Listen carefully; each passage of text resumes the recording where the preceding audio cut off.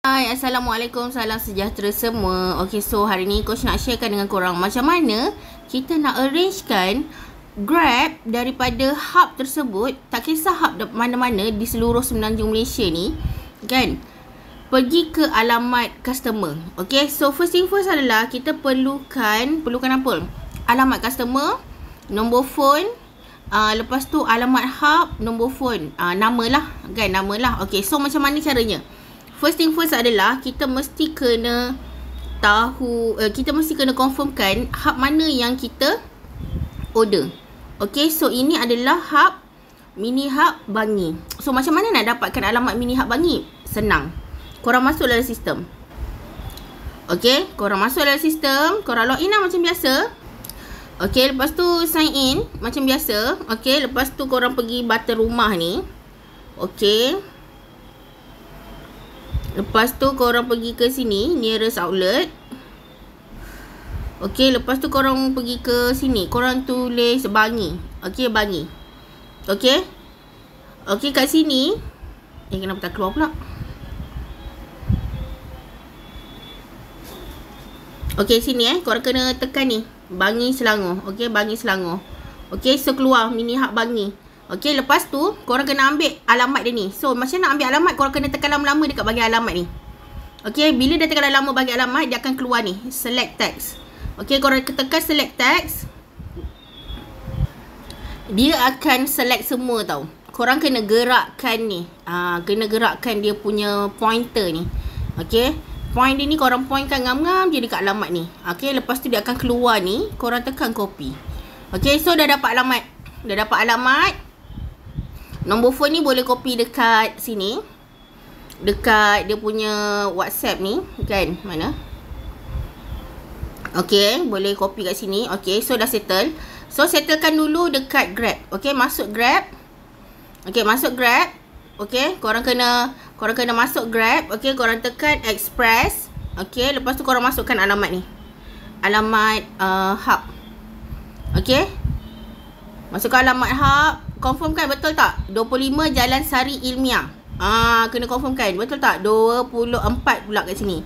24 Jalan Sari Ilmiah setengah. Dia ada 24 ya. Dia 24. 24 ke 25 ni?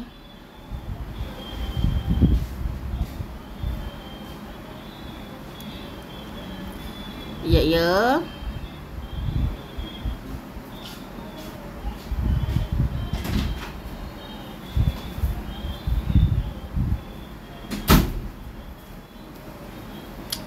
Alah.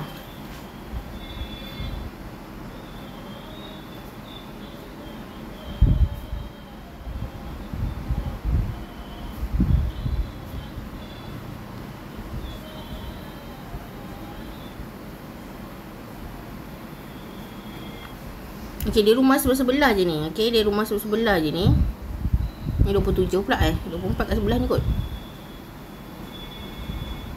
Kalau case macam gini kan, korang choose je. Nanti korang check dia. Nanti coach ajar macam mana. Okay, so lepas tu kita kena ambil alamat customer pula. Okay, alamat customer adalah, kau kena scroll sikit.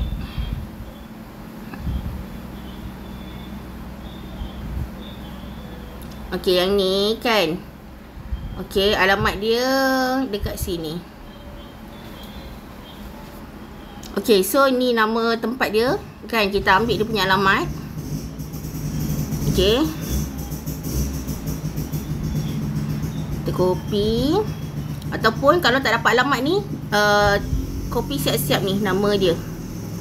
Nama dia ni. Okay, lepas tu terus pergi ke Grab. Okay, cuba masukkan dulu Pondok Unais ni ada tak? Oh, ada.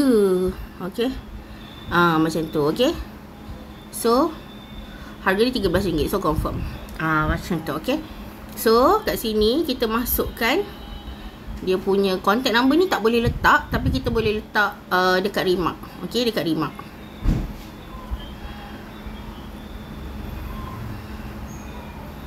Okay, so kat sini tulis call penerima. Zati. Okey, macam tu. Okey. Okey. So lepas tu tekan 2 kg. Okey, food confirm. Okey, lepas tu kita tengok ada diskaun apa tak ada. So tak ada diskaun, so kita tekan review. Kita book sekarang. Macam tu je. Senang kan? Senang sangat-sangat. Okey. Senang sangat-sangat. Okey. So lepas tu kita sharekan delivery tracking ni. Korang kena tekan dekat sini. Share delivery status ni, tekan. Lepas tu kita tekan WhatsApp. Kita WhatsApp dekat owner hub. Dekat owner hub sini. Okey. Macam tu. Okey. So itu saja.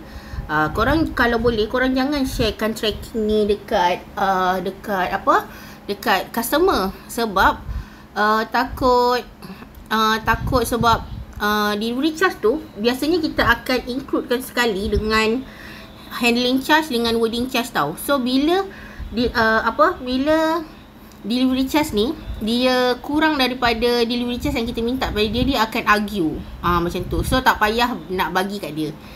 Korang simpan sendiri je. Just update dia. Okay, runner dah gerak. Okay, runner macam ni, runner macam tu. Macam tu. Okay. So itu sahaja. Okay. Bye. Assalamualaikum. Kalau ada tak faham, boleh tanya Coach Wani ataupun direct tanya leader-leader korang. Kalau korang ada leader, direct atas korang. Okay. So itu sahaja. Bye.